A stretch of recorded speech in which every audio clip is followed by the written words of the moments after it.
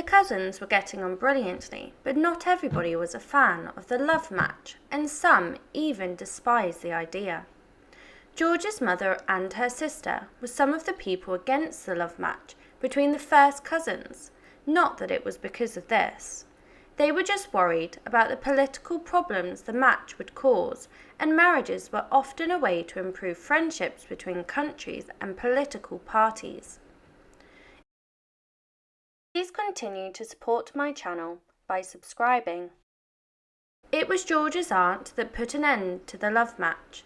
She managed to persuade Princess Marie to turn down George's hand of marriage. She would not become the Queen of the United Kingdom, but she did go on to become the Queen of Romania. George was devastated, but his life was only going to take a further turn for the worst when he fell poorly. George had contracted typhoid.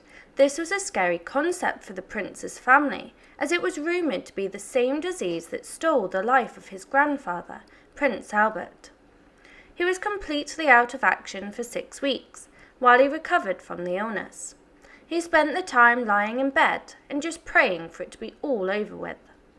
Finally, his fever broke and the family were overjoyed. When George and his brother Albert Victor were separated, it did not take long for Albert Victor to spiral downwards. Albert Victor was gaining a reputation that no one in England wanted at the time.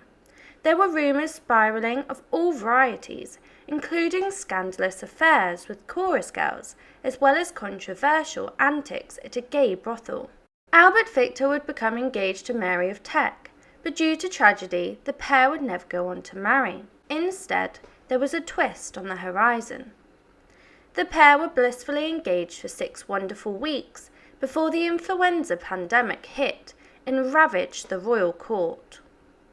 The disease took over the body of Prince Albert Victor, who later died at the tragically young age of 28 on the 14th of January 1892. Albert was George's lifelong friend as well as his brother, and he had been tragically taken too soon. Not only had he died, but so had his prospects as future king. This meant that the role fell into the hands of George, and George was unprepared for this role and did not expect to take over the crown at all. Queen Victoria had spent a long time finding a bride suitable for a future reigning monarch, with Princess Mary of Teck, and she was not about to let this bride out of her grips.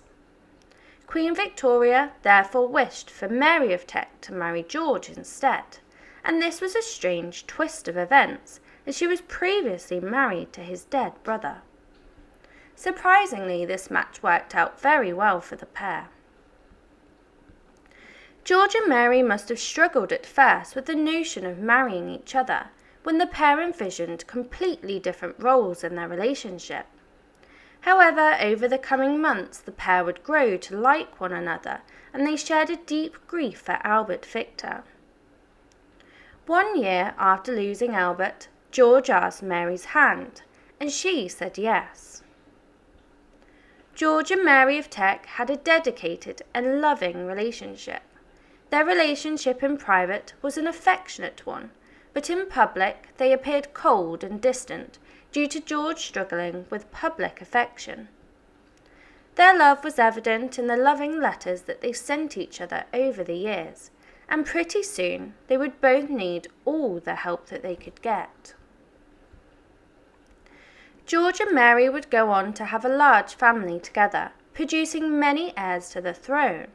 They had 6 children, 5 of which were sons, and 1 was a daughter. George allegedly gave a simple explanation of his fatherhood style. My father was frightened as his mother, and I was frightened of my father, and I am darn well going to see it that my children are frightened of me.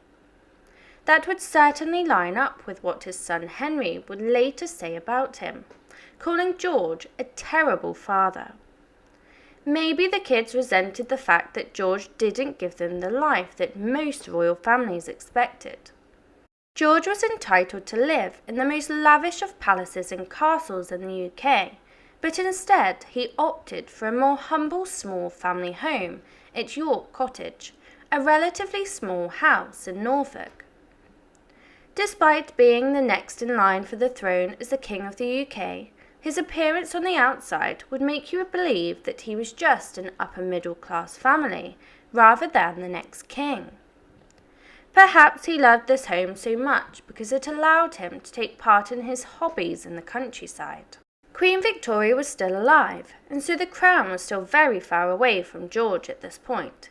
He was another man with a future reign, with a lot of time on his hands, and like Edward, he had some controversial hobbies. He was into shooting, and shooting animals too.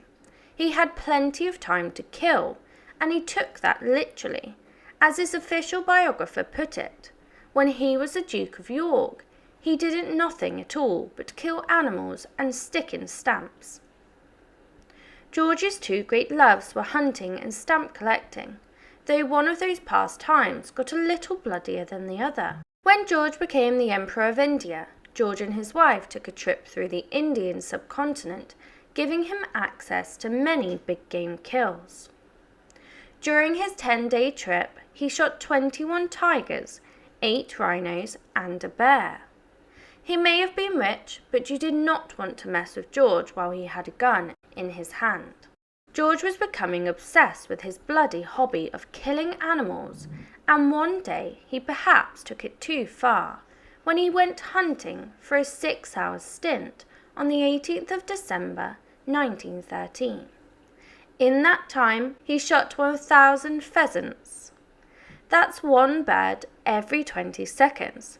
And once he was finished, even George admitted that perhaps he had gone overboard. "We went a little too far," he remarked. Join me in part 3 to delve into his life as king, as well as his German enemies, his involvement in World War I, and his betrayal of his family, which ended in their untimely, tragic assassination. Please continue to support my channel by subscribing. Please comment, like and subscribe if you wish for more stories, and leave your suggestions below and I will endeavour to cover them.